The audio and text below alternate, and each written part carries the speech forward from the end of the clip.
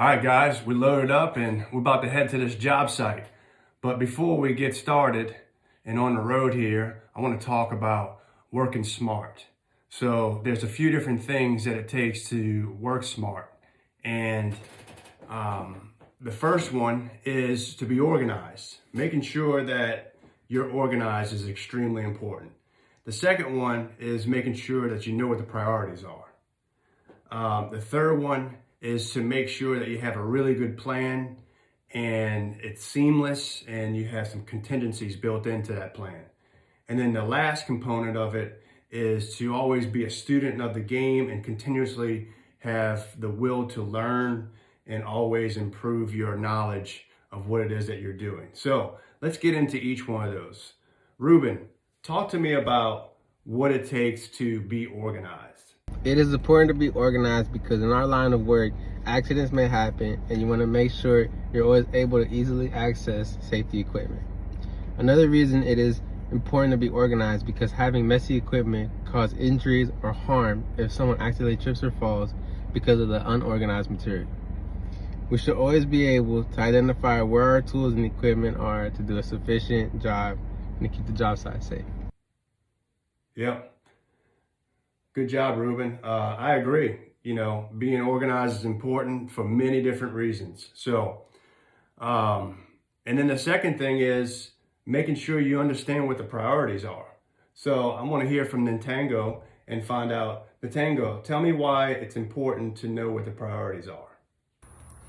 It is important to have full understanding of your priorities because you need to put the priorities as a and foremost importance of the project. If you can accomplish your priorities, then the minors can be filled in at a later time. Good deal. All right, Natango, good job, bud. A really big part of working smart is having a seamless plan and making sure that you have some contingencies. Things don't always go as planned, so making sure you have some things in place in case there's a surprise. So, Arliss, why don't you talk about that a little bit? A perfect example I can think of that anyone can relate to is going to be going to the grocery store.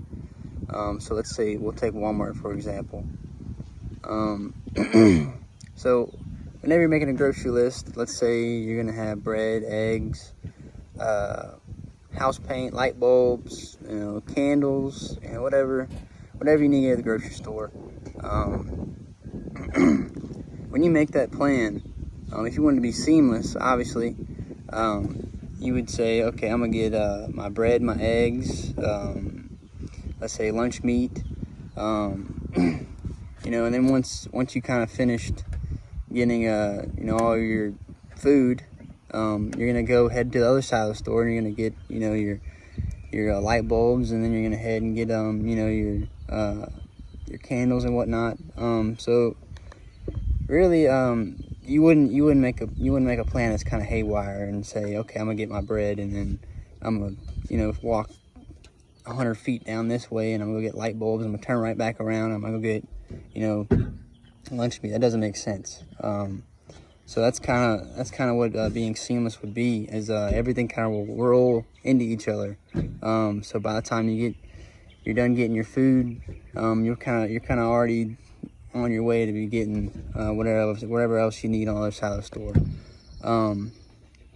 As far as the contingencies go with that, obviously you kind of want to plan for whether you need to get gas or if you have a child, you definitely want to pack a bag with all the stuff a baby needs, baby food and diapers and whatnot.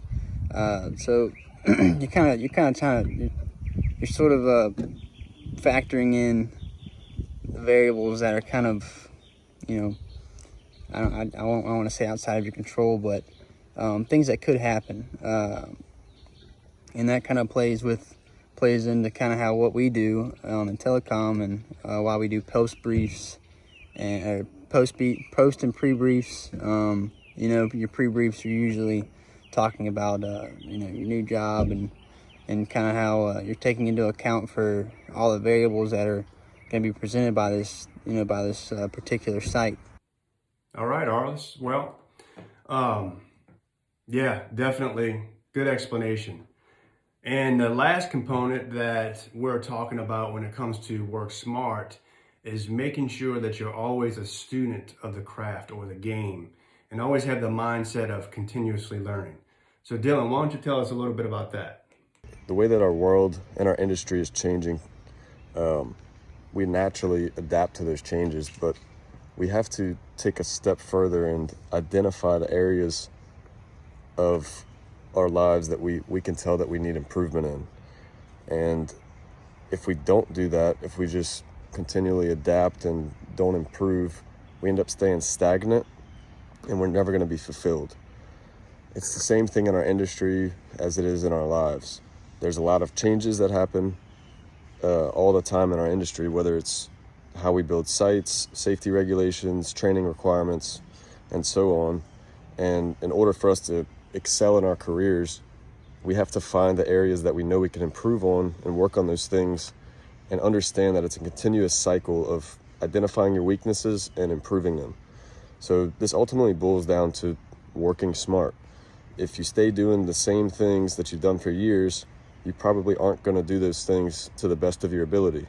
So this week and so on, I challenge you to identify some ways you can be a student of the craft and have the mindset of continuously learning in order for you to work smart in this dynamic industry and life that we're in today. So Dylan, good job there. Good explanation. And so there you have it, guys.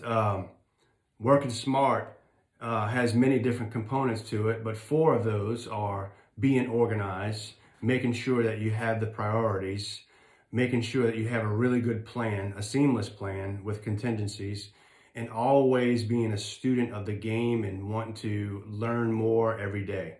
And so hopefully you take this into consideration and apply it this week at work and go out there and work smart.